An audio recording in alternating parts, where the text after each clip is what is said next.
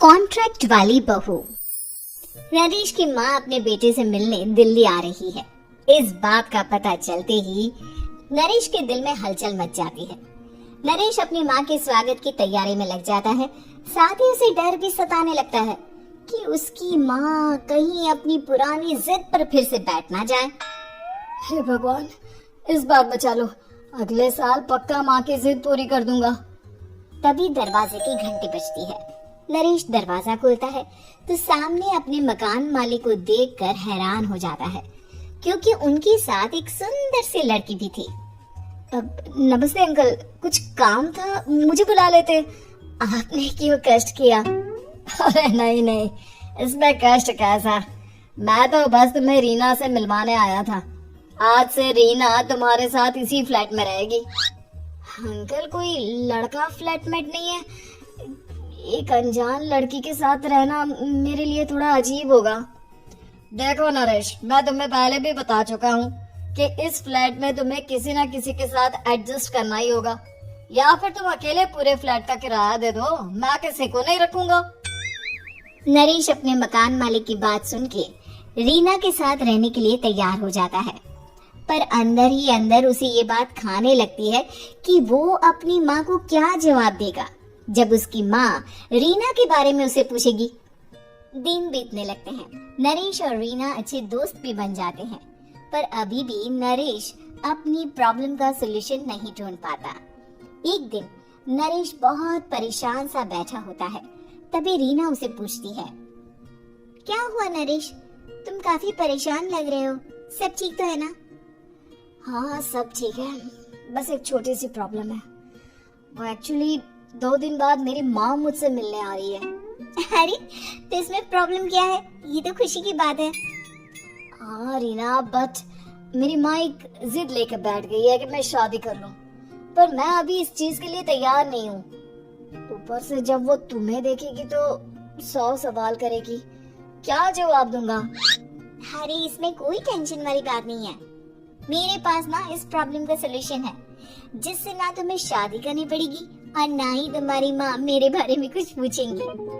रीना की बात सुनकर नरेश सोच में डूब जाता है।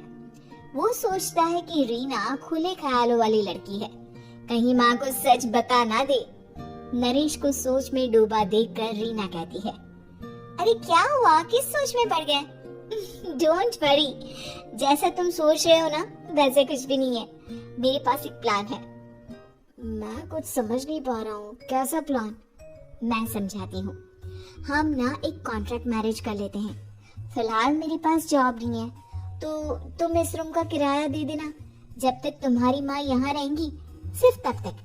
और तुम अपनी माँ से कह देना कि मैं तुम्हारी पत्नी हूँ, इससे वो मेरे यहाँ रहने पर कोई सवाल भी नहीं करेंगी। अरे बात तुम्हारी ठीक है, पर माँ से झूठ बोलना, ना बाबा, मैं ये रिस्क नहीं ले सकता। कोई और आइडिया दो ना तुम। देखो, मंजूर हो तो बोलो, वरना सच बता दो, मुझे कोई प्रॉब्लम नहीं है। रीना की बात सुनकर नरेश सोच में डूब जाता है। बहुत सोचने के बाद जब उसे कोई रास्ता नहीं मिलता तो वो रीना के बताए हुए रास्ते पर चलने के लिए तैयार हो जाता है। वो रीना से बात करता है और अपनी माँ की पसंद और नापसंद के बारे में बताता है। रीना भी नरेश की सभी बातों को ध्यान से सुनती है, ताकि कहीं उससे कोई गलती ना हो जाए। आखिर वो दिन भी आ जाता है जब नरेश की माँ उससे मिलने दिल्ली आ जाती है। नरेश अपनी माँ को फ्लैट पर लेकर जाता है। जैसे ही नरेश की माँ फ्लैट के अंदर जाती है, रीना उसके पैर छू लेती है। ये देखकर नरेश की माँ थोड़ी घबरा जाती है और नरेश से पूछती है, अरे बेटा नरेश, ये कौन है? माँ, ये आपकी बहू रीना है। माफी चाहता हूँ, सब कुछ इतनी जल्दी में हुआ कि आपको बता ही नहीं पाया, इसलिए सोचा कि क्यों ना आपको सरप्राइज दिया जाए। अरे बेटा, मैं तो बस तेरा घर बसा हुआ देखना चाहती थी।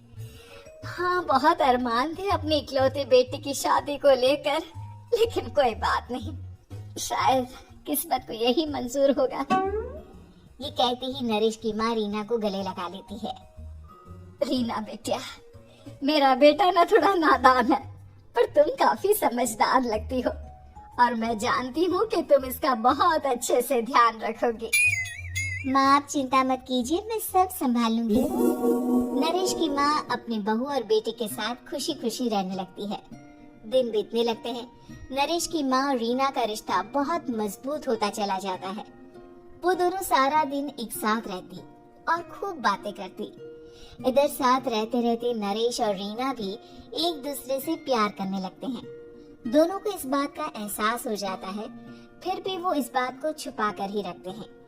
एक दिन नरेश की माँ और रीना शादी के बारे में बात करने लगते हैं। रीना बिटिया, ये तो नरेश ने मुझे बिना बताए शादी कर ली, वरना मैं तो अपनी इकलौती बेटी की शादी इतनी धूमधाम से करती कि सारी दुनिया देखती रह जाती। अच्छा माँ, आप ऐसा भी क्या करती नरेश और मेरी शादी में जो दुनिया देखती रह जाती? अरे बिटिया, एक माँ के अरमान तुम अभी नहीं समझोगी।